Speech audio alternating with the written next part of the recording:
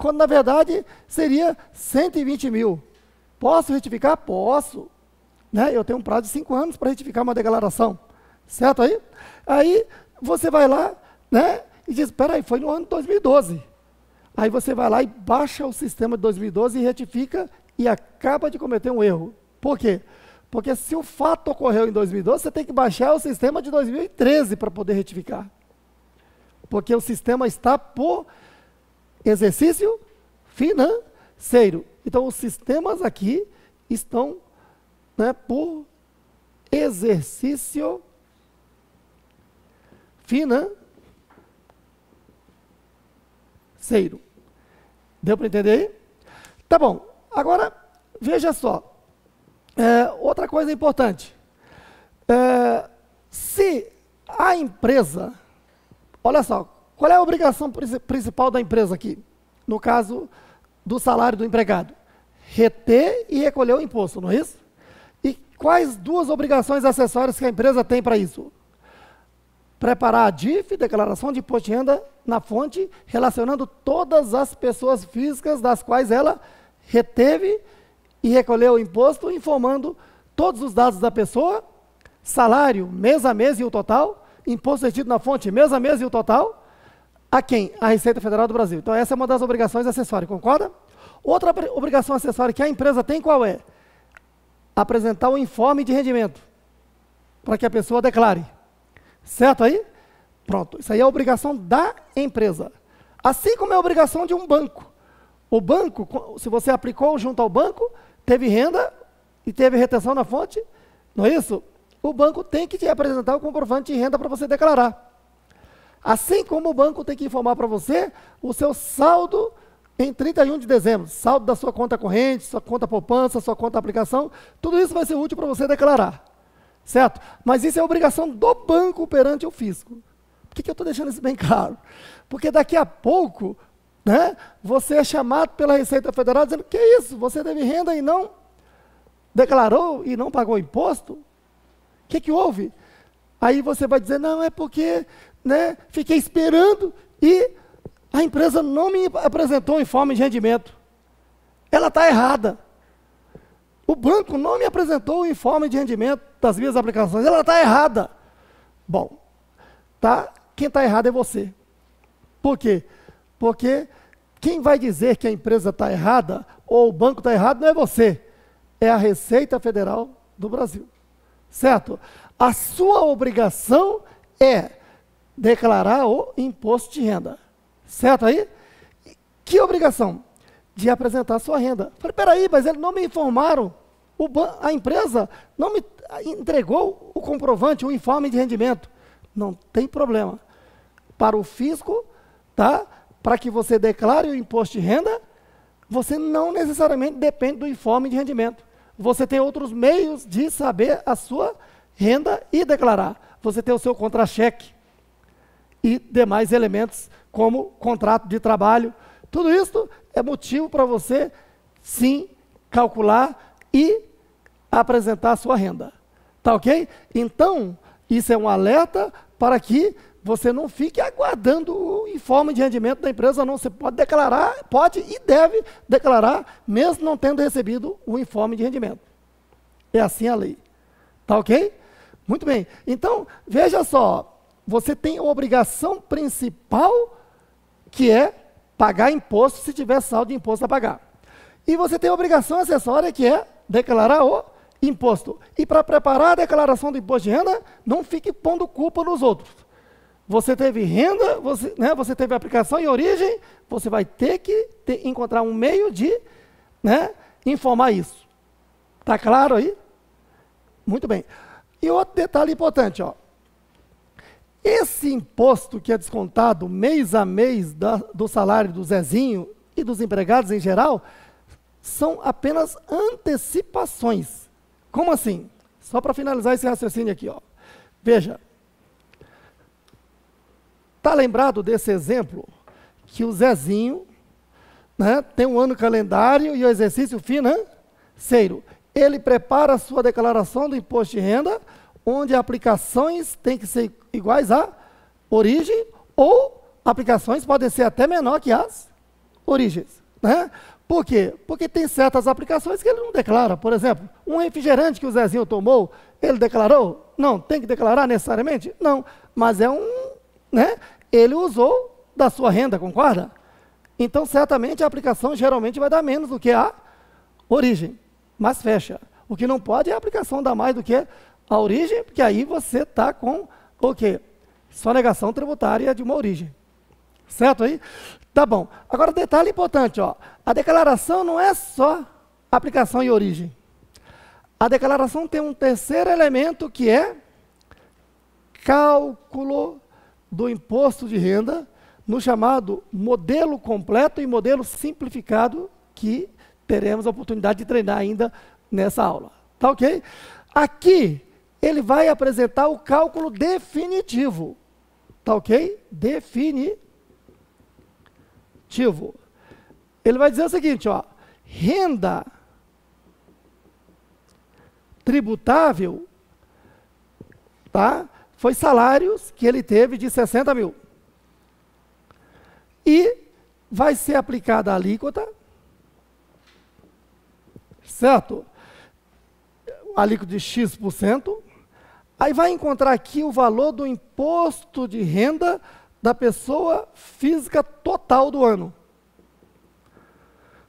Vamos supor que este imposto aqui dê, né, 5.300. Esse é o imposto que o Zezinho deve à Receita Federal no ano. Só que ao longo do ano, cada mês, do salário dele vai ver descontado o imposto. Isso aqui eu disse que é um o quê? Antecipação. Então ele fez antecipações mensais num total de 6 mil. Então, neste caso, vamos descontar, ó, imposto de renda retido na fonte, que são antecipações que ele fez. 6 mil. Nesse caso aqui, ele vai ter imposto de renda da pessoa física a pagar ou a restituir? A restituir, porque ele antecipou a mais, ó, imposto de renda retido na fonte a restituir. De quanto? R$700. Certo aí? Bom, então, veja, esse é o contexto, tá? Recapitulando aqui, ó. O Zezinho, como qualquer outra pessoa física, deve enxergar assim, 2015, né, nós estamos em 2016, 2015, o ano em que ele trabalhou, o ano em que ele comprou, o ano em que ele gastou, o ano em que aconteceu tudo na vida dele, é ano calendário ou exercício fiscal. 2016, o ano que ele vai declarar imposto de renda é chamado de exercício financeiro. Financeiro por quê? Porque é o momento que o contribuinte presta conta com o fisco do ponto de vista financeiro. Se ele ainda tem imposto a pagar ou se ele ainda tem, se ele tem direito de, né, devolução ou restituição. Certo? Muito bem. E aí, então, veja que do salário dele, o que vem descontado são antecipações de imposto. Porque aquele salário será oferecido à tributação em definitivo lá quando da declaração. Certo aí? Muito bem. E que, paralelamente a isso, ele tem que estar provando suas aplicações e origens, onde jamais a aplicação pode ser maior que a origem, porque será mais um motivo para cair na malha fina, e, nesse caso, vai cair na malha fina e vai receber as sanções, porque vai caracterizar sua negação tributária. Tá ok? Muito bem. Até aqui, alguém tem alguma dúvida, por favor, pode falar. Todos entenderam, compreenderam? Tranquilo? Beleza, então.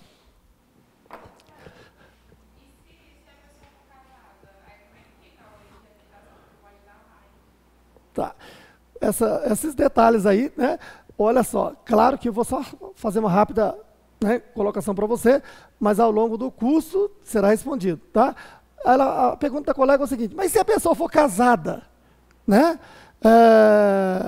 Em primeiro lugar, certo? Lembre-se que casamento é um sofrimento opcional, né?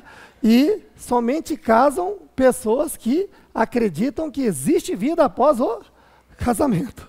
E se essa vida após o casamento existe, então a Receita Federal também acredita que, né, aquele casal tem vida, certo? E se aquele casal tem vida, tem duas formas do casal declarar. Qual é? pode fazer declaração em separado, onde cada um declara o seu, certo aí? Ou então pode fazer declaração em conjunto. A declaração vai ser em nome de um CPF e o cônjuge entra como dependente e tem que juntar tudo. Juntar o quê? Sua renda, tá certo? Cônjuge entra como dependente e também os filhos como dependente.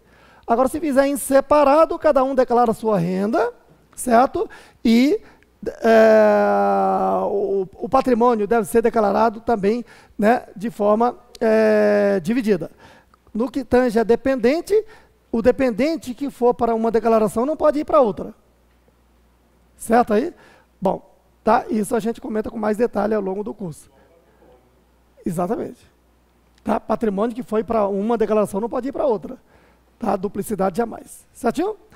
Muito bem. Então, aqui você já teve uma noção, né, sistêmica do que é o imposto de renda. Agora, pessoal, vou entrar numa fase onde quero que você aprenda como foi descontado aquele imposto na fonte do Zezinho ou das pessoas. Certo aí? Aí você vai perceber que quanto à forma do imposto que incide ao longo do ano, calendário, tem duas formas, retenção e carnê-leão. Eu acho que é fundamental que uma pessoa entenda que, né, o que é retenção e o que é carnê-leão. E o que é que está sujeito a retenção e o que é que está sujeito a carnê-leão. Tá ok? Por que é importante isso? Nós, contabilistas, sabemos que quando chega essa época da declaração do imposto de renda, né, uma alegria para os contadores é que vai ter uma renda extra, não é isso? Para poder declarar e cobrar dos seus clientes. Mas a tristeza é que ele só vai receber abacaxis. Né? Por que abacaxis? Porque o contribuinte para qual ele vai prestar o serviço de declaração de imposto de renda, ele é tão mal esclarecido que ele deixa acontecer tudo achando que o contabilista, o contador vai fazer milagre na declaração dele. Certo? E o contabilista não deve nem pode fazer milagre, porque querer fazer milagre é burlar a lei. O que ele vai ter que fazer é a aplicação da norma correta, e se o seu cliente errou, ele vai ter que pagar por isso mesmo. Certo? E que ele seja orientado por meio da consultoria, para a partir daí comece a andar corretinho. E para que você tenha condição de orientar o seu cliente, você tem que entender o que é retenção e o que é carnê-leão. Porque de repente o seu cliente, ou então você, está tendo uma certa renda e não está pagando um imposto sobre essa renda. E entenda que a lei não espera quem dorme. Não é isso? Então, por exemplo, você vendeu um imóvel. Né? Ao longo do curso será explicado isso. Mas né, quando você vende um imóvel, tem que apurar ganho de capital. O que é o ganho de capital? É o valor da venda menos o custo. Certo aí? E há ganho de capital tributável e há ganho de capital isento. E o ganho de capital tributável, qual é o prazo para pagar o tributo? Mês seguinte ao da venda. Certo aí? Então tem tanta gente que vende o carro, vende o apartamento, vende o terreno, vende o lote e né, não calculou esse imposto e não pagou. Certo? Porque quem compra o carro, ele já quer andar no carrão. Ele, né, nem lembra que o fisco existe. Né? Quem compra o carro, a casa já quer logo curtir a casa, mas nem lembra que o fisco existe. E nós que entendemos de imposto de renda, nós sabemos que antes de qualquer comemoração de ter feito um investimento dessa natureza, é lembrar que o fisco está acordado, tem um prazo para prestar conta com ele. Então, sempre que você vai comprar ou vai vender, no seu cálculo tem que entrar imposto de renda.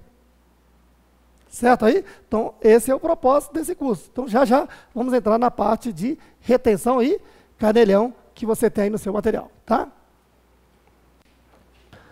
Seguindo, então, durante um ano calendário, né, a renda que a pessoa ofere ou é renda isenta ou é renda tributável.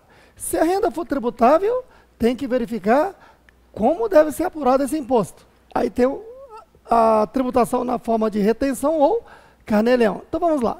Item 4. Formas de apuração mensal do imposto de renda da pessoa física. Está aqui. Retenção. Duas informações importantes. Nota 1. Fonte pagadora da renda da pessoa física deverá ser sempre uma pessoa jurídica. Tá ok? Repito, guarde bem isso. Fonte pagadora da renda da pessoa física na forma da lei, obrigatoriamente tem que ser uma pessoa jurídica. Quer dizer, então, que se a pessoa física recebe renda de uma pessoa jurídica, aquela que está pagando lá é denominada fonte pagadora. Se a pessoa física recebe uma renda de outra pessoa física, não está recebendo renda de uma fonte pagadora reconhecida por lei. Tá, ok? Por que eu estou explicando isso? Porque quando existe fonte pagadora, tem que haver retenção. E aí, então, veja, e a retenção deve obrigatoriamente ocorrer no momento de quê? Pagamento ou crédito. Que significa, veremos já já aqui. Vamos para o primeiro exemplo de retenção. Ó. Aqui está o fisco, o governo, doido para receber o imposto. Aqui está a empresa que contratou o empregado. Certo aí? A empresa prepara aqui o folha de salário. Mas antes, porém, entenda, aqui está o fisco e quem é o contribuinte do imposto sobre a renda de salário? É a empresa ou é o empregado? É o empregado. O empregado é que vai ter que declarar essa renda lá até 30 de abril do ano seguinte, concorda? Então o empregado é o contribuinte do imposto. Agora imagine, a empresa poderia estar pagando o salário do empregado aqui direto, ó, digamos, né? Vou colocar os mesmos valores que coloquei no material para você não ter que anotar. Tá? Então vamos supor que a empresa contratou o empregado por R$3.000. Certo? E aí, veja, raciocine comigo. Ó. O empregado está tendo uma renda? Tá. Né? Salário é uma renda tributável? É. Uma coisa seria a empresa pagar ao empregado 3.000 e ele, empregado, calcular o seu imposto junto ao banco e recolher junto ao banco. Certo aí? E se ele não recolher? É fácil o fisco sair atrás de cada trabalhador? Ou mais fácil seria o fisco fiscalizar quem está pagando ao empregado? É mais fácil o fisco fiscalizar quem está pagando. E veja só, se quem está pagando aqui é uma pessoa jurídica, ela é caracterizada fonte pagadora da renda da pessoa física. Certo aí? Nesse caso, tem o seguinte, ó, contribuinte é o empregado, mas a empresa tem relação direta com a renda do contribuinte e a forma mais inteligente, então, é o fisco, por meio de lei, pegar aqui no colarinho da empresa e dizer, olha, você não é contribuinte, mas agora você tem a responsabilidade de descontar e recolher esse imposto. Então, nesse caso, a empresa entra como contribuinte responsável, que é exatamente o contribuinte intermediário. Então, nesse caso, a partir desse momento, a pessoa jurídica, que é a fonte pagadora, também passa a ser um contribuinte, só que ele é denominado simplesmente de responsável, ou seja, intermediário. Onde é mais inteligente, então, que o fisco nomeie a empresa como contribuinte responsável para que desconte daquele contribuinte, que é o empregado, o imposto e recolha.